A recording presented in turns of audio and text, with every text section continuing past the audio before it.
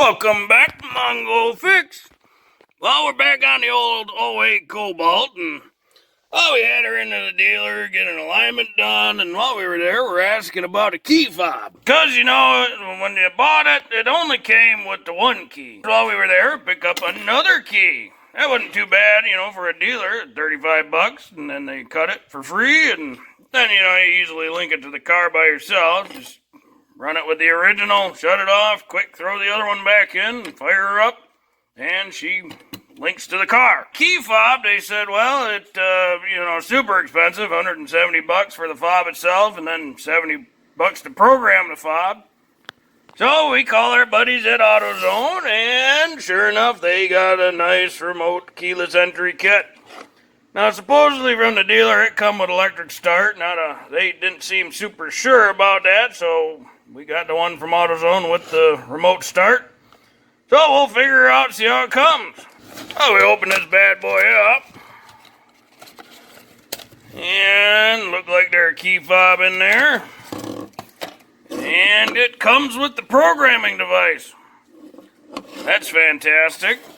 You know, because if you get these on Amazon for 10 to 20 bucks, that's great. But if you don't have the programming device, you can't do anything with it.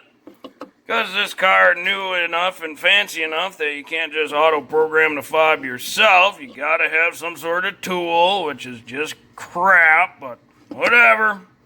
That's the time we live, you know. And it looks like we got a little instruction booklet in here. For basics at a high level, this little device here that plug into the OBDII port, it got a dial on it, and you look up what year, make, and model your vehicle is, and it tell you what dial to select. This one for Cobalt 08, so they're 07 to 10, and primary position 1, and alternate dial 8. So it's already on 1, but you can switch her over to whatever one you want.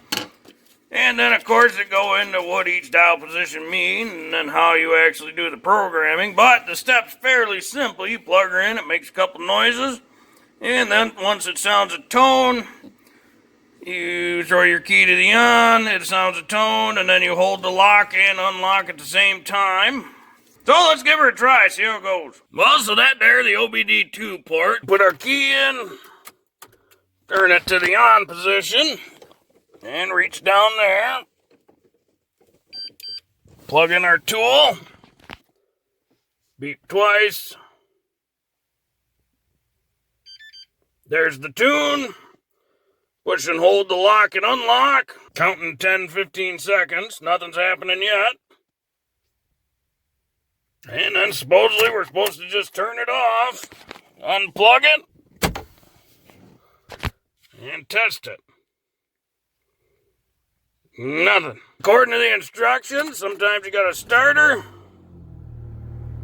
Run it a second. Shut it off. Open the door, close the door, see if that works. Nothing. So the other thing the instruction said was to put it to the other dial position, so 8, and we try it again. Put our key in, go to the on position.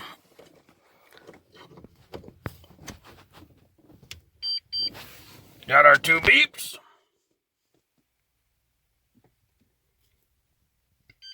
Got our tune, hold and lock, unlock.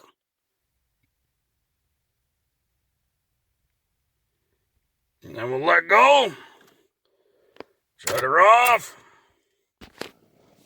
Pull our device. We'll try a door open, door close. And it lock. It unlock. Well, so it look like lock and unlock buttons work, but no remote start, and no trunk. So I guess it just didn't come with those options, but remote's got them. And it sounded like the transponder thingy, or the little OBD device, it only worked with this car now. So that kind of a scumbaggy way for them to do that, but whatever. She programs, she works, remote lock and unlock. Well, if you like this video, be sure to like this video. If you like this video and other videos from Mongo Fix, be sure to subscribe. Mongo is working on all sorts of stuff. Mongo, thank you.